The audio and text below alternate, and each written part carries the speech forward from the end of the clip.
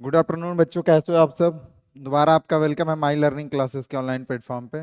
तो आज जैसा कि हम लोग जानते हैं कि वेडनेसडे से किसका क्लास रहता है, केमिस्ट्री क्लास 12, ठीक है ना।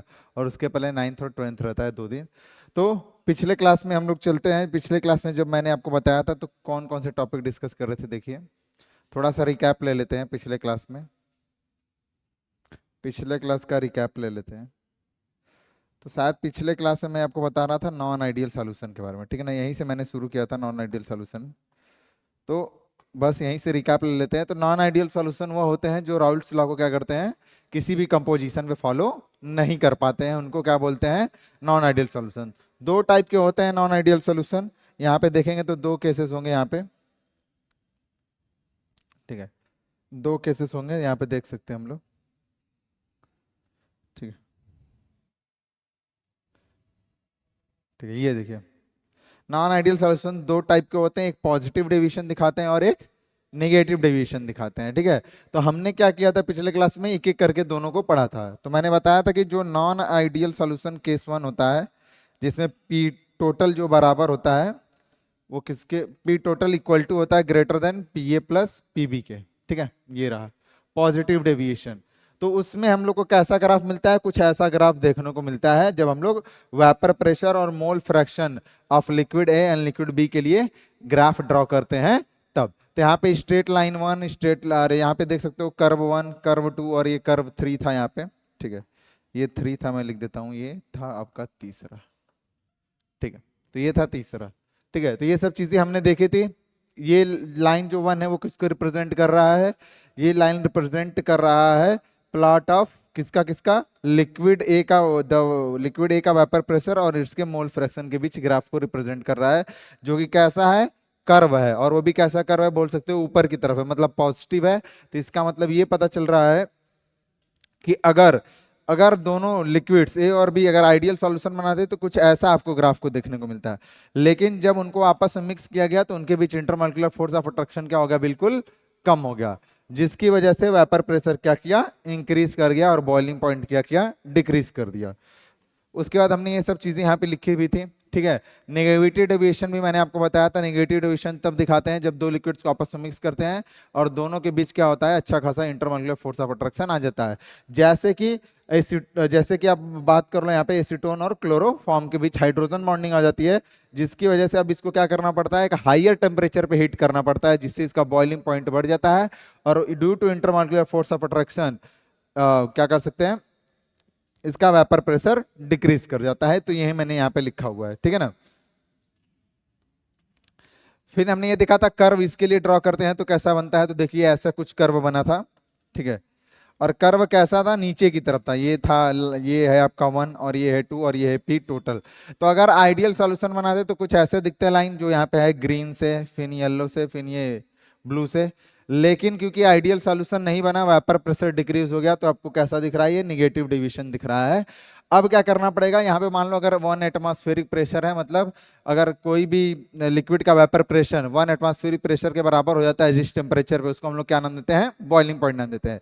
क्योंकि यहाँ पे वेपर प्रेशर डिक्रीज हो गया है लिक्विड का, अरे सॉल्यूशन का, तो यहाँ पे जब दोनों के बीच देखेंगे तो गैप ज्यादा है, तो ज्यादा हीट करना पड़ेगा। तो इसलिए निगेटिव डेविएशन में क्या होता है, आपका आपका टेम्परेचर क्या होता है, बॉइलिंग पॉइंट क्या होता है, लिक्विड का बढ़ जाता है, ठीक है। तो ये चीज, ये सब चीजें हमने डिस्कस कर ली थी, ठीक है। ये सेम चीज यहाँ पे मैंने लिखा था। फिर हमने देखा था कि एजियोट्रॉप्स क्या होते हैं। तो एडियोस्ट्रॉप कांस्टेंट बॉइलिंग मिक्सचर्स होते हैं, दो टाइप के होते हैं, एक maximum vapour pressure minimum boiling point, एक minimum vapour pressure and maximum boiling point. Minimum vapour pressure जब होगा जब दोनों लिक्विड्स जब आपस में मिक्स किया जाएगा दोनों कंपोनेंट्स के, तो उनके बीच इंटरमॉलिक्यूलर फोर्स ऑफ अट्रैक्शन क्या होगा, बहुत ज्यादा हाई होगा। और लो और मैक्सिमम वेपर प्रेशर कब होगा, जब दोनों लिक्विड्स या दोनों स्पीसीज के बीच क्या कर सकते हो कि इंटरमॉलिक्यूलर फोर्स ऑफ अट्रैक्शन क्या हो जाएगा, कम हो जाएगा। टेंडेंसी टू कह सकते हो do not have great affinity to each other, एक दूसरे को अट्रैक्ट करने की टेंडेंसी नहीं है, तो उस केस में क्या होता है, वेपर प्रेशर इंक्रीज कर जाता है, इंटरमॉलिक्यूलर फोर्स कम होता है तो वेपर प्रेशर इंक्रीज, और बॉइलिंग पॉइंट क्या होता है, डिक्रीज, ठीक है। फिर हम आ गए तो क्वेश्चन करने पे, तो ये मैंने क्वेश्चन बताया था आपको, ठीक है। ये क्वेश्चन तो आपने किया ही था, देख लीजिए कैसे था, बोल क्या रहा है, सॉल्व भी कर लें, दोबारा देख लेते हैं। एजियोट्रॉपिक सीबीएसई 2023 का है। एक एजियोट्रॉपिक मिक्सचर है दो लिक्विड्स का जिसका boiling point higher than either of the two liquids, ठीक है ना। तो मतलब बॉइलिंग पॉइंट हाइयर होगा तो मिनिमम मैक्सिमम वेपर प्रेशर, ठीक है ना। बॉइलिंग पॉइंट हाइयर होगा तो इस केस में क्या होगा, देखिए यहाँ पे छोटी सी चीज है, ठीक है। हाँ, बॉइलिंग पॉइंट हाइयर होगा, ठीक है, तो मिनिमम वेपर प्रेशर और निगेटिव डेविएशन दिखाएगा, ठीक है, सही बात है। और अगर बॉइलिंग पॉइंट क्या होगा, बॉइलिंग पॉइंट अगर लोअर आ रहा है तो उस केस में क्या होता है, मैक्सिमम वेपर प्रेशर होता है, ठीक है ना, मैक्सिमम वेपर प्रेशर। और मैक्सिमम वेपर प्रेशर होगा तो उसको हम लोग क्या बोलते हैं, उसको बोलते हैं पॉजिटिव डेविएशन। जब आइडियल सॉल्यूशन से ज्यादा होता है पी टोटल, ठीक है, पी टोटल ज्यादा होता है greater than P A plus P B, तो उसको बोलते हैं क्या, मैक्सिमम वेपर प्रेशर, या बोल सकते हो positive deviation from Raoult law. और अगर लेस देन होता है तो negative deviation from Raoult law. ये क्वेश्चन था। फिर इसके आगे एक और क्वेश्चन था, देखिए वो क्वेश्चन क्या कह रहा है, देखिए कि आइडेंटिफाई द लॉ, कुछ स्टेटमेंट लिखा है, for any solution the partial vapour pressure of each volatile component is directly proportional to its mole fraction. तो ये लिक्विड एंड लिक्विड सॉल्यूशन के लिए होता है, और क्या होता है, राउल्ट्स लॉ। हेनरीज लॉ किसके लिए होता है, गैस इन लिक्विड के लिए होता है। डाल्टन और पेर्सी अलग है, गैलेक्सी लॉ ये तो लॉ ऑफ केमिकल कॉम्बिनेशन से है, ठीक है ना, जो कि हम लोग 11th में पढ़ते हैं, लॉ ऑफ केमिकल कॉम्बिनेशन, ये गैसेस के लिए है, ठीक है। अब आइए अगले क्वेश्चन पे चलते हैं और उसको सॉल्व करने की कोशिश की जाती है, ठीक है।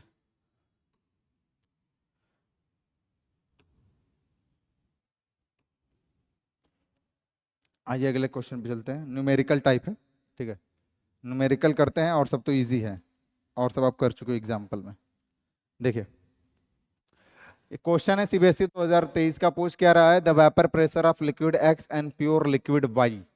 दो लिक्विड्स हैं, प्योर लिक्विड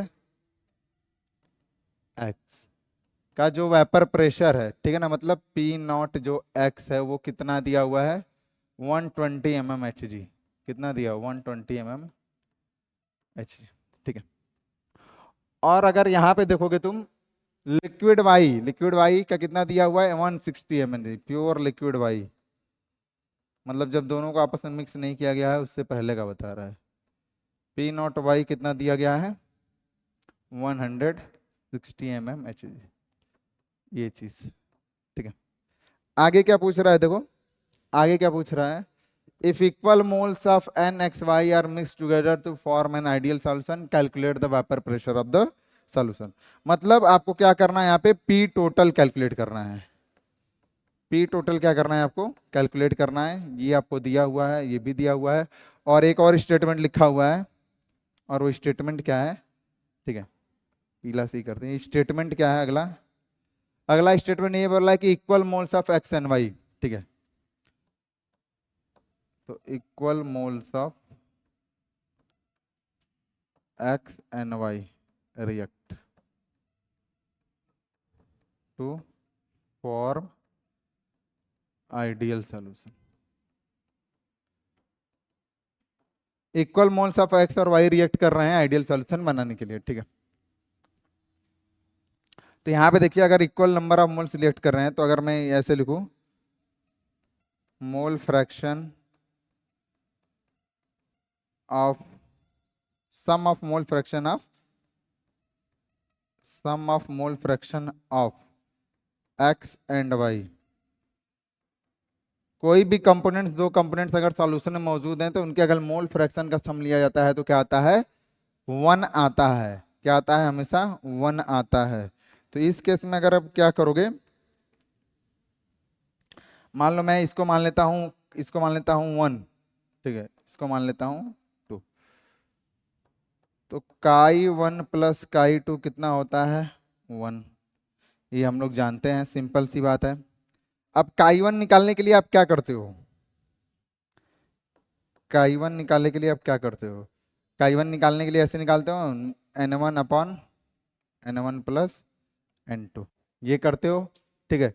और अगर काई 2 निकालना रहता है तो क्या करते हो, काई 2 equal to n1 upon n1 plus n2, ठीक है, ये करते हो। अब बोल क्या रहा है क्वेश्चन में कि equal moles of X and Y, मतलब यहाँ पे मैं लिख सकता हूँ क्या कि number of moles of X, जो कि मैं number of moles of one जिसको भी मैंने यहाँ पे माना हुआ है, और number of moles of Y जो कि क्या है number of moles of two, दोनों क्या है आपस में बराबर हैं। तो यहाँ पे मैं N1 और N1 की जगह या N2 की जगह कोई भी पुट कर सकता हूँ, N1 की जगह N2 पुट कर सकता हूँ और N2 की जगह क्या पुट कर सकता हूँ, N1 पुट कर सकता हूँ।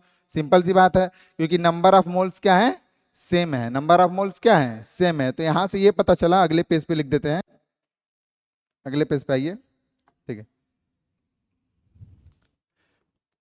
I1 equal to N1 upon N1 plus N2। ठीक है, और दूसरी बात क्या है, दूसरी बात ये है I2 equal to N2 upon N1 plus N2। तो गिवन दिया है क्वेश्चन में, गिवन क्या दिया है, given number of moles of one and number of moles of two are equal, equal है। तो इसका मतलब N1 किसके बराबर है, N2 के बराबर है। सिंपल सी बात है। तो हम लोग क्या करेंगे यहाँ पे, I1 का वैल्यू निकालना है, तो N1 अपॉन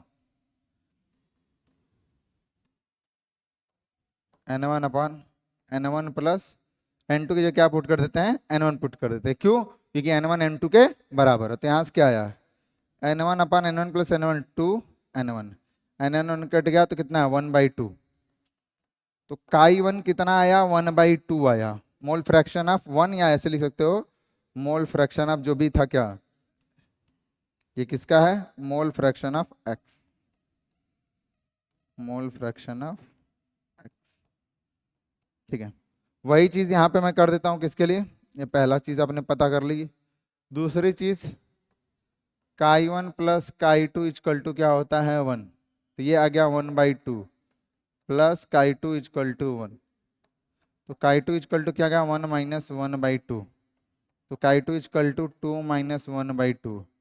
तो I2 इक्वल टू कितना 1/2। तो ये आ गया I2 इक्वल टू 1/2। ठीक है, तो यहाँ पे मोल फ्रैक्शन मैंने पता कर लिया x1 और अरे y, और ये मोल फ्रैक्शन ऑफ x है, ये मोल फ्रैक्शन ऑफ क्या है y है, मोल फ्रैक्शन ऑफ y। तो ये दो चीज मैंने क्या कर ली, पता कर ली क्वेश्चन में जो दिया था गया था उसके डाटा के हिसाब से। अब हम लोग जानते हैं, यहाँ पे आइए देखिए, सिंपल सा है सॉल्व करना, बहुत इजी है, कुछ करना नहीं है थोड़ा सा आपको। ठीक है, अब अगर P टोटल आइडियल सॉल्यूशन है, मतलब आइडियल सॉल्यूशन क्या करता है, ideal solution follows Raoult's law. Ideal solution तो वही होता है बच्चों जो राउल्ट्स लॉ को फॉलो करता है, अभी हमने पढ़ के आया पीछे, है कि नहीं, जो राउल्ट्स लॉ को फॉलो करता है उसी को क्या बोलते हैं, आइडियल सॉल्यूशन। और आइडियल सॉल्यूशन के कुछ कैरेक्टरिस्टिक बताए थे, पीटी इक्वल टू क्या होता है, पीए प्लस पीबी, जो कि बराबर होता है किसके, पी नॉट ए काई P1 प्लस P02 काई 2। ठीक है, तो P01 कितना दिया हुआ है, देखो इसी को P0x को मैं मान लेता हूँ, क्या ये किसके बराबर है, यही बराबर है P01 के, और यही बराबर है क्या P02 के। तो यहाँ से वैल्यू पुट कर देते हैं, 120 इंटू 1/2 प्लस I1 कितना आया था पीछे, देखो I1 कितना आया था, नेक्स्ट पेज पे I1 निकाला गया 1/2, और I2 भी कितना है 1/2, तो वही पुट करना है। ठीक है, ये देखो vapour pressure of pure solvent, अरे प्योर लिक्विड वाई, तो प्योर लिक्विड वाई का कितना है 160। तो 160 इंटू कितना आया था इसका 1/2, इसका भी कितना है 1/2। और अगर आप इसको सॉल्व कर दोगे थोड़ा आगे, तो कितना आ जाएगा देखो 60 प्लस 80, तो कितना आ गया 140 mmHg। ठीक है, तो P total of the solution कितना आया, P टोटल, या क्या लिख सकते हो, vapour pressure of solution, vapour pressure of solution कितना आया बच्चों 140 mm। तो ये बहुत सिंपल सा क्वेश्चन था जो आपकी क्या कर सकते हो, सॉल्व कर सकते हो। इसमें बस क्या क्या पता करना है आपको, पहले आपको पता करना है कि नंबर ऑफ मोल्स, पता करना है कि नंबर ऑफ मोल्स अगर दिए हुए हैं क्या इक्वल अगर दिए हुए हैं तो उस केस में काई वन प्लस काई टू दोनों की अलग अलग वैल्यू कैसे निकालनी है।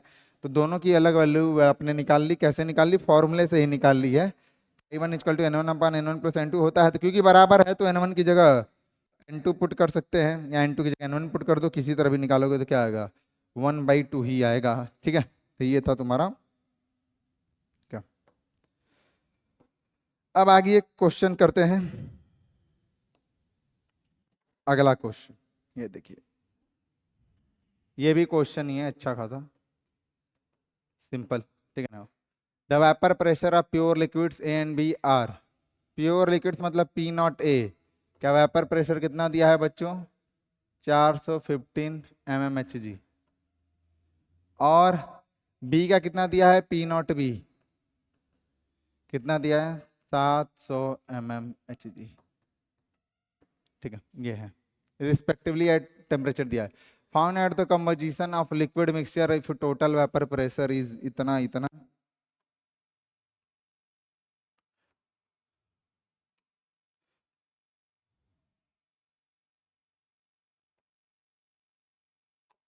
तो वेपर प्रेशर पता करना है, अरे कंपोजिशन पता करना है लिक्विड का।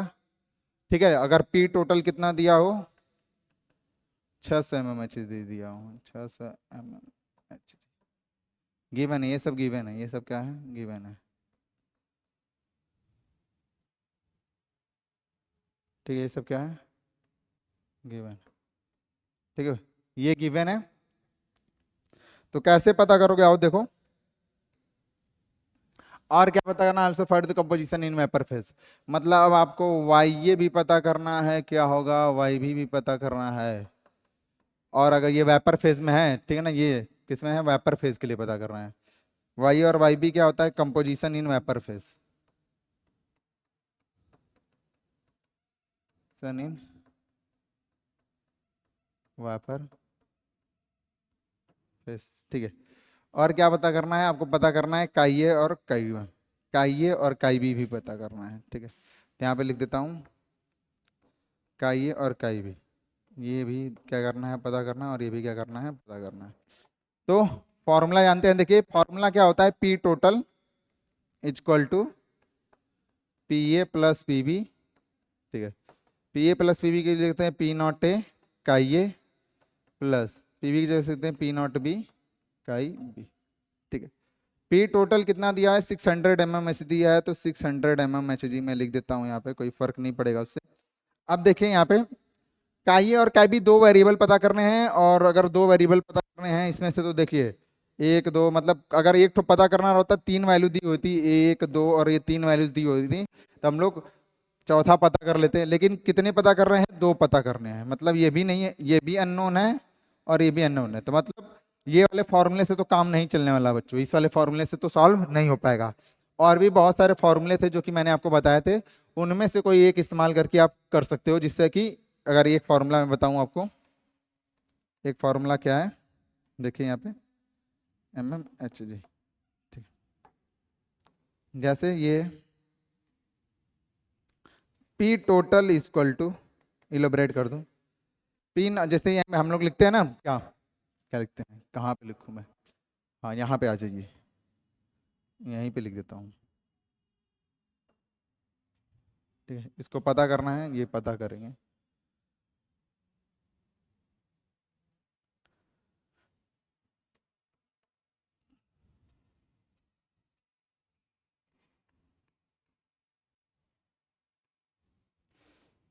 काई a plus chi b equal to क्या होता है 1, तो अगर काई ए निकालना है तो क्या करेंगे 1 माइनस काई बी, 1 माइनस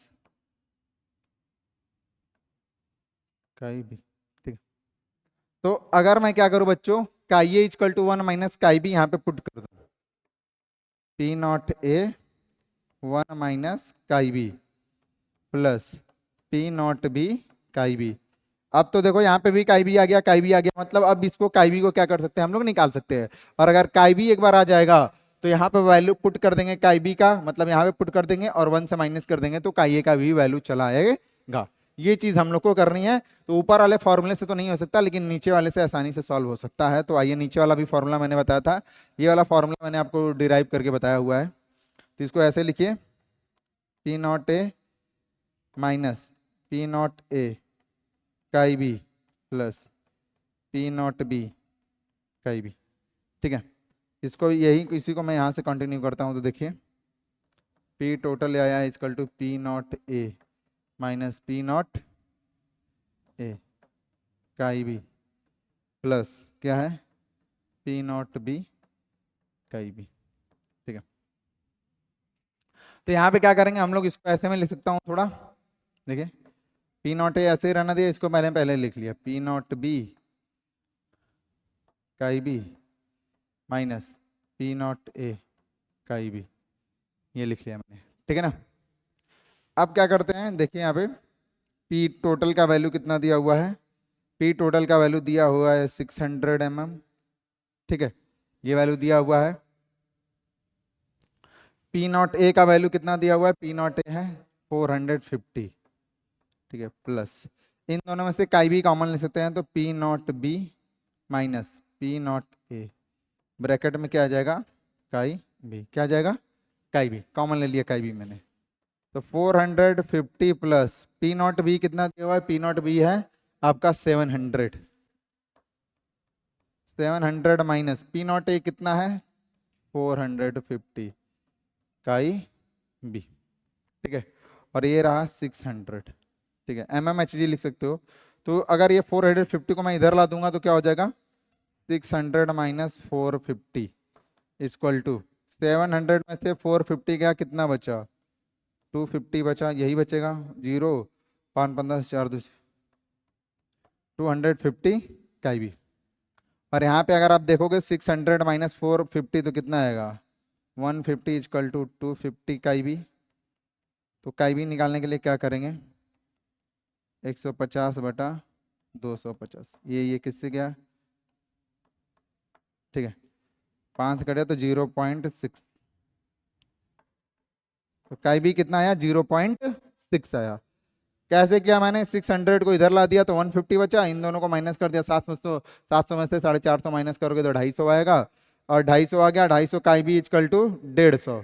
तो काई बी निकालना था, ये मल्टीप्लाई में है, डिवाइड में ला दिए, तो काई बी कितना आ गया 0.6। 0 से 0 कैंसिल, 5 3 50, 5 5 25, और 3/5 का जब तुम क्या करोगे, 3/5 का डिवाइड करोगे तो कितना आएगा 0.6। तो काई बी इक्वल टू बच्चों कितना आ गया, काई बी इक्वल टू आ गया 0.6। कितना आ गया 0.6। तो काई ए निकालना है, तो काई ए इक्वल टू कितना है, 1 माइनस काई बी। तो 1 माइनस 0.6 कितना आया 0.4। तो ये काई बी इक्वल टू यहाँ पे हम लोग लिख सकते हैं, क्या लिख सकते हैं ना, बिल्कुल लिख सकते हैं। तो यहाँ पे लिख सकते हैं काई ए इक्वल टू कितना है 0.4, और काई बी इक्वल टू क्या है 0.6। ये है composition in liquid phase. Composition in किस में आप कर सकते हो, liquid phase. Composition in liquid phase है।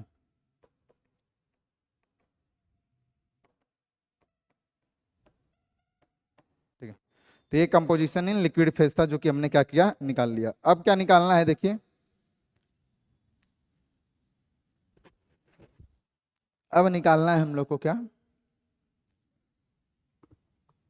अब निकालना है कंपोजिशन इन वेपर फेज। तो फॉर्मूला आप लोग जानते हो, आइए देखिए, composition in vapour phase formula था इसका, कंपोजिशन इन वेपर फेज। तो अगर वाई निकाल लेंगे, वाई इक्वल टू क्या होता है, P A upon P total. P A कैसे निकालोगा, पी ए निकाल सकते हो इस तरह, P A equal to P naught A का ये। ठीक है, तो पी नॉट ए का वैल्यू कितना है, देखो पी नॉट ए का वैल्यू है 450 इंटू का ये का वैल्यू कितना है, का ये 0.4, तो 0.4 से मल्टीप्लाई कर दो। ठीक है, तो कितना आया 0, 4 5 या 20, कैरी 2 यहाँ पे, 4 4 60, 61, और 2 कितना आया 180। 180 mmHg, ठीक, इतना आएगा शायद, ठीक है, इतना ही आएगा, 0 4 5 20 4 180 mmHg। पी टोटल कितना है, P total of the solution given है, पी टोटल कितना है देखो, पी टोटल है कितना, 600 mmHg,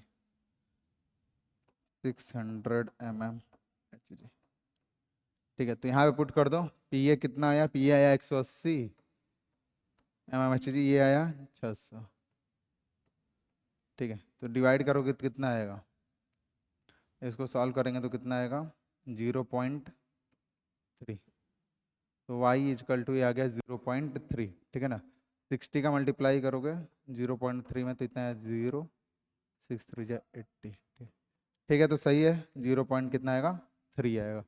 वाई ए इतना आ गया तो वाई बी निकाल सकते हो, Y A plus Y B equal to क्या होता है 1, तो वाई बी इजकल टू क्या हो जाएगा, वो 1 माइनस वाई ए, तो 1 माइनस 0.3 तो कितना है 0 पॉइंट, ठीक है। तो यहाँ पे लिख सकते हैं क्या, यहाँ पे लिख सकते हो Y A equal to 0.3, Y B equal to 0.7, ये क्या होगा कंपोजिशन इन वेपर फेस, ये क्या होगा बच्चों कंपोजिशन इन वेपर फेस, ठीक है। तो इस तरह के फॉर्मूले से आपको निकालना है, बहुत ही आसान है, ठीक है ना। पी एच कल टू पी नॉट एक आई है 450 इंटू 0.4 मल्टीप्लाई किया 180 आया, तो वाई एच कल टू ये फॉर्मूला मैंने लिखवाया था, अगर आप देखोगे तो पीछे ये फॉर्मूला मैंने लिखवाया हुआ है, ठीक है। यहाँ पे देखोगे अगर आप, उतना दूर जाने की जरूरत नहीं है, पास में ही है, देखो composition in vapour phase y equal to p upon P total, और इसके बाद ऐसे लिखवाया था मैंने, वाई बी भी निकालना हो तो ऐसे निकाल सकते हो, लेकिन वाई ए निकाल लिया तो Y B equal to 1 minus Y है, तो जस्ट उसी का इस्तेमाल करके मैंने क्या किया है, ये चीज़ निकाली है जो यहाँ पे क्वेश्चन था, कौन सा, ठीक है, ये वाला चीज़, ठीक है। तो ये हमने क्या किया है, निकाला हुआ है, बात समझ में आई, ठीक है बच्चों। तो ये था तुम्हारा क्या क्वेश्चन। अब अगला क्वेश्चन देखो, अगला क्वेश्चन क्या है, the vapour pressure of pure water at certain temperature, ठीक है ना, vapour pressure P not water कितना दिया है 23.80, ठीक है। इसको सॉल्व नहीं कर रहा हूं, इसको सॉल्व करने के लिए तुमको एक कॉन्सेप्ट बताना पड़ेगा, वो कॉन्सेप्ट क्या होता है, relative lowering of vapour pressure, थोड़ा सा इस्तेमाल होगा। फॉर्मूला क्या होता है देखो, P naught A minus P A upon P naught A equal to क्या होता है काई 2, ये है आपका, इसको बोलते हैं relative lowering of vapour pressure, ठीक है, कॉलिगेटिव प्रॉपर्टीज है। तो यहाँ पे वही हो रहा है कि जब तुम नॉन इलेक्ट्रोलाइट और नॉन वोलेटाइल सॉल्यूट क्या करोगे, किसी प्योर सॉल्वेंट में ऐड करते हो, तो वेपर प्रेशर क्या करता है, सॉल्यूशन का डिक्रीज कर जाता है। तो वही कॉन्सेप्ट यूज करके हमको निकालना है, लेकिन ये निकालने से पहले हम लोग को क्या करना पड़ेगा, ये वाली चीज सीखनी पड़ेगी। तो अभी मैं सॉल्व ये नहीं कर रहा हूँ क्योंकि आपको ये कॉन्सेप्ट सीखना पड़ेगा।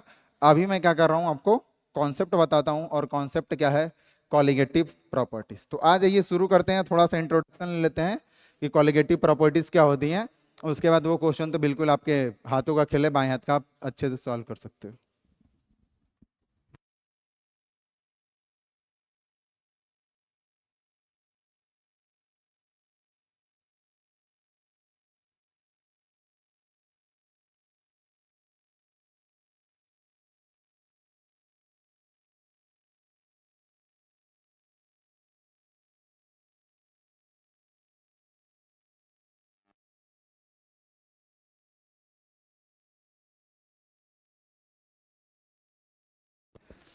ठीक है बच्चों, तो आइए हम लोग शुरू करते हैं, क्या कॉलिगेटिव प्रॉपर्टीज पढ़ते हैं, ठीक है। बिल्कुल अच्छा टॉपिक है, आ जाइए बिना लेट के। में वो क्वेश्चन सॉल्व करने के लिए, जो क्वेश्चन बताया उसको सॉल्व करने के लिए ये थोड़ा सा relative lowering of vapour pressure आपको आना चाहिए, ठीक है।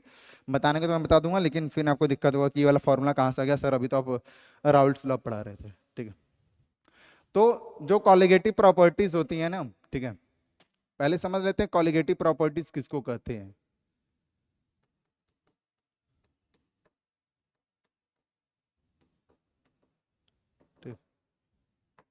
कॉलिगेटिव प्रॉपर्टीज कहते किसको है,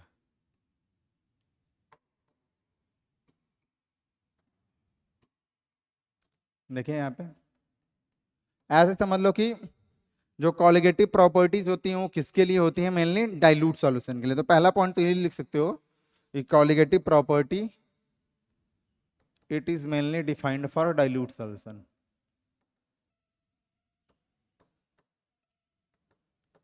Defined for dilute solution. Dilute solution के लिए कॉलिगेटिव प्रॉपर्टीज पहली बात तो डिफाइन की जाती है, होती क्या है इसके बारे में जान लीजिए। तो यहां पे लिख सकते हो the properties which only depends upon the number of solute particles. ऐसी प्रॉपर्टीज डाइल्यूट सॉल्यूशंस की जो केवल नंबर ऑफ सॉल्यूट पार्टिकल्स पे डिपेंड करती हैं, वो नहीं फर्क पड़ता कि वो सॉल्यूट पार्टिकल का मास क्या है, साइज क्या है, आइडेंटिटी क्या है, अपीयरेंस क्या है, किस पे। ये लाइन याद रखनी है आपको, ये वाली line, number of solute particles. ठीक है, मैं इसको क्या करता हूँ, थोड़ा सा वो कर देता हूँ ताकि तुमको पता चल जाए यहाँ से। नंबर ऑफ सॉल्यूट पार्टिकल्स, ठीक है, नंबर ऑफ सॉल्यूट पार्टिकल। तो नंबर ऑफ सॉल्यूट पार्टिकल्स पे अगर डिपेंड करती हैं तो उनको हम लोग क्या बोलते हैं, the property which only depends upon the number of solute particles and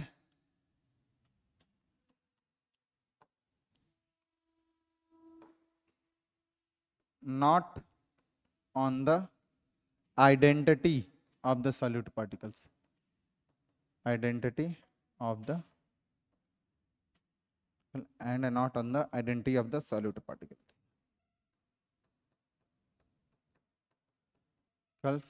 are known as colligative properties.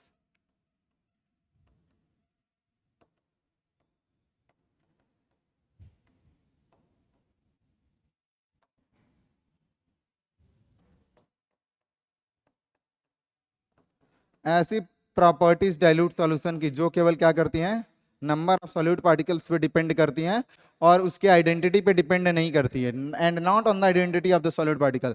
मतलब वो कैसा है, मास है, साइज क्या है उसका, उस पर नहीं डिपेंड, केवल नंबर पे डिपेंड करेगी, तो उसको हम लोग क्या बोलते हैं, कॉलिगेटिव प्रॉपर्टीज बोला जाता है। ठीक है ना। अगला पॉइंट देखिए, इसी में जितना भी पढ़ रही है, दूसरा पॉइंट था आपका कॉलिगेटिव प्रॉपर्टीज के टर्म में। तीसरा पॉइंट है, इन दिस वी कंसीडर, ठीक है, ये कॉलिगेटिव प्रॉपर्टीज में हम सॉल्यूट को क्या मानते हैं, सॉल्यूट को मानते हैं कि वो नॉन वोलेटाइल है, इसीलिए लिखा है क्या, सॉलिड इन लिक्विड सॉल्यूशन, लेकिन ये ऐसे भी लिख सकते हो, उसको मैं बताऊंगा अभी। In this we consider the solute particles are non volatile, are non volatile. It means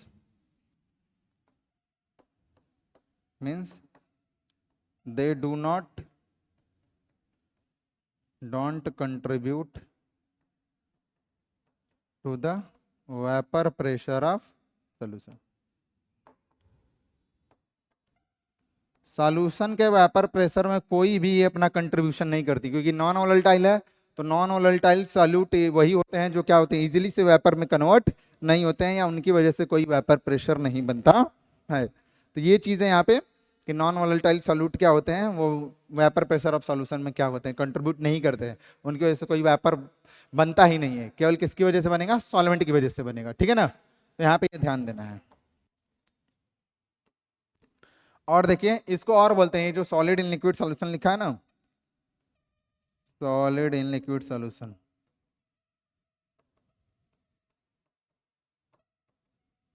तो इसको भी ऐसे भी लिख सकते हो क्या, non volatile in volatile type, non volatile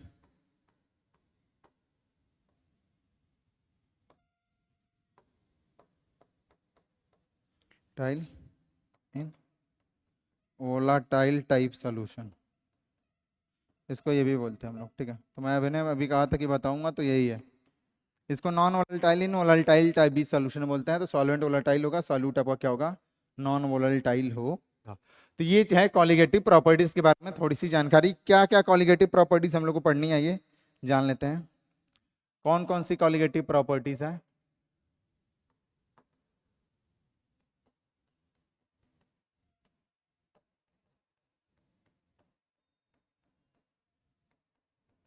ठीक है, तो हम लोग को टोटल 4 पढ़नी है। कितनी पढ़नी है? 4। ठीक है ना। 4 कौन कौन सी हैं देखिए।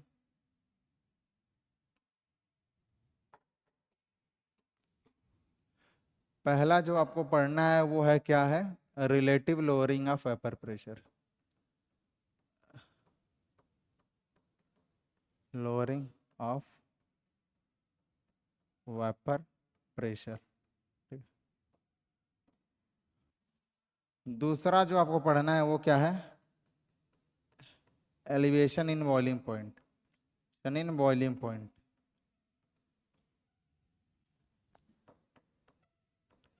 या इसको ये भी कहते हैं boiling point elevation. Boiling point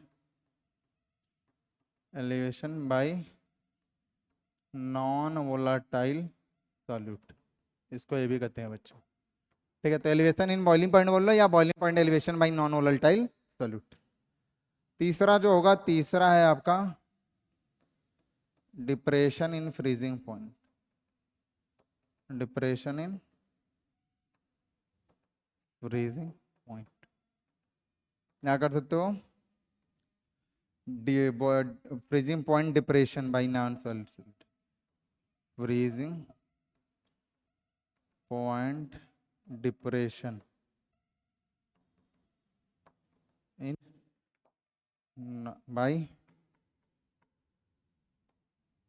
by non volatile solute, ये रहा। और उसके बाद लास्ट में हम लोग पढ़ेंगे चौथा, क्या आपका चौथा है? Osmotic pressure. ऑस्मोटिक प्रेशर, इसको हम लोग किससे दर्शाते हैं? पाई से दर्शाए जाते हैं। ठीक है, तो इतने 4 हम लोग को पढ़ने हैं। पहला है relative lowering of vapour pressure, जिसको RLBP भी बोलते हैं शॉर्ट में, तो चाहते हो तो लिख सकते हो RLBP। ठीक है, एलिवेशन इन बॉइलिंग पॉइंट पढ़ना है। जब नॉन वोलेटाइल सॉल्यूट को क्या करेंगे, किसी सॉल्यूशन में, अरे सॉल्वेंट में ऐड कर देते हैं, तो क्या होता है वहां पे? बॉइलिंग पॉइंट बढ़ जाता है और वेपर प्रेशर क्या करता है? सॉल्यूशन का डिक्रीज कर जाता है। और हमेशा जो वेपर प्रेशर रहता है सॉल्यूशन का, वो प्योर सॉल्वेंट से क्या होता है? कम होता है। सेम चीज डिप्रेशन फ्रीजिंग पॉइंट है, और उसके बाद ऑस्मोटिक प्रेशर है। ठीक है, तो ये 4 चीजें हम लोग को डिस्कस करनी है अच्छे से। तो ये था पूरा कॉलिगेटिव प्रॉपर्टीज। ठीक है ना। अभी तो इन चारों को हम पढ़ेंगे डिटेल में, लेकिन मैंने क्या बताया? कॉलिगेटिव प्रॉपर्टीज वो प्रॉपर्टीज होती हैं जो केवल नंबर ऑफ सॉल्यूट पार्टिकल्स पे डिपेंड करती हैं, जो कि सॉल्यूशन में, सॉल्वेंट में क्या है? डिसॉल्व किया गया है। अरे डिसॉल्व तो नहीं होता है, इसको यहाँ पे मान सकते हो कि जो ये नॉन वोलेटाइल सॉल्यूट है, उसको ये भी मान सकते हैं इस केस में कि वो अच्छे से सॉल्वेंट में, इस केस में जब कॉलिगेटिव प्रॉपर्टीज पढ़ते हैं तो उसमें डिसॉल्व नहीं होता है सॉल्वेंट में, और वो नॉन वोलेटाइल ही होता है। इसलिए वो कि नॉन वोलेटाइल होने की वजह से वो कंट्रीब्यूट भी नहीं करता है वेपर प्रेशर को। ठीक है, तो ये कुछ चीजें हैं, आपको ध्यान देना है यहाँ पे। ठीक है, अभी relative lowering of vapour pressure पढ़ लोगे तो वहीं पे यह फॉर्मूला आएगा P0A minus PA upon PA upon Chi2। तो बिल्कुल इसी फॉर्मूले पे वाला क्वेश्चन क्या होगा? सॉल्व होगा। ठीक है, बिल्कुल ऐसे पे ही सॉल्व होगा।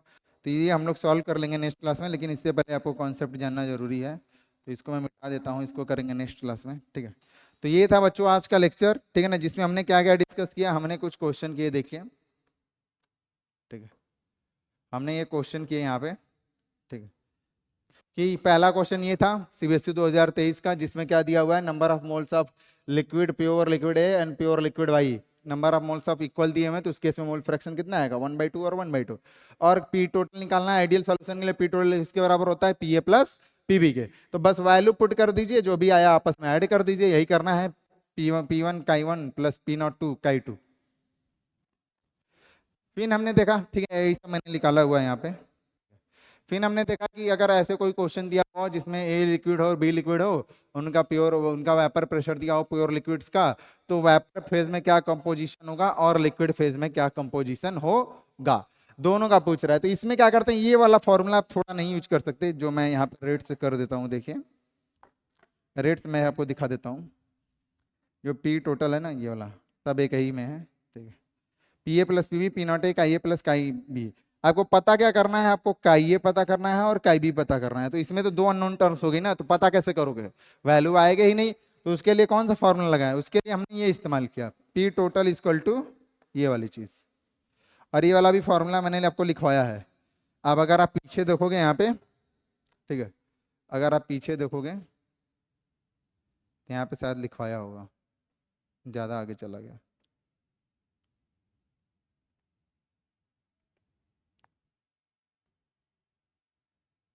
देखो ये सब मैंने formula P total equal to निकाला हुआ है, ठीक है। पी नॉट ए chi B, P naught B minus P है, तो सेम चीज़ यहीं पे था, सेम चीज़ हमने की यहाँ पे, ठीक है, सेम चीज़ हमने यहाँ पे की, सेम चीज़ हमने यहाँ पे की, ठीक है। और उसके बाद वैल्यू पुट कर दिया और यहाँ पे 0.6 गया, तो काई भी आ गया, तो काई ये निकालना तो आसान बात है, 1 में से माइनस कर देंगे। और लिक्विड फेज में निकालना था तो बिल्कुल वैसे ही हमने किया, लिक्विड अरे वेपर लिक्विड फेज में पीछे था और वेपर फेज में बिल्कुल आपके सामने रहा। फिर ये वाला क्वेश्चन था तो मैंने बोला इसके लिए कॉन्सेप्ट पढ़ना जरूरी है। कौन सा concept? Relative lowering of vapour pressure. तो हमने यहाँ पे देख लिया क्वालिटेटिव प्रॉपर्टीज क्या होती हैं, क्या क्या चीज़ें इंपॉर्टेंट है, तो नंबर ऑफ सॉलिड पार्टिकल्स पे डिपेंड करती हैं। यहाँ पे तुम ऐसे कर लेना, ये इंपॉर्टेंट है, ठीक है, नंबर ऑफ सॉलिड पार्टिकल्स पे डिपेंड करती है, ठीक है। और इसमें जो सॉल्यूट होता है उसको क्या माना जाता है? नॉन वोलेटाइल माना जाता है। उसके बाद हमने देखा कि क्या क्या पढ़ना है, relative lowering of vapour pressure सब इंपॉर्टेंट है, इससे क्वेश्चन पूछे जाते हैं बोर्ड्स में, एग्जाम्स में, जहाँ भी जाइए, ठीक है। तो इन सबको डिटेल में हम लोग पढ़ेंगे। तो कल जो टॉपिक होगा बच्चों हमारा वो पहला होगा relative lowering of vapour pressure, ठीक है। तो आज के लिए मैं क्या लेता हूँ, आज के लिए हम लोग इस लेक्चर को एंड करते हैं, ठीक है। Thank you for attending the session. ऐसे ही बने रहिए और आगे देखते रहिए, ऐसे ही आता रहेगा। चैप्टर खत्म होने वाला है तो अगला जो चैप्टर पढ़ेंगे वो रहेगा इलेक्ट्रोकेमिस्ट्री, जो कि तगड़ा चैप्टर है, थोड़ा ब्रॉड है, तो उसमें और भी मजा आएगा, ठीक है बच्चों। Bye bye.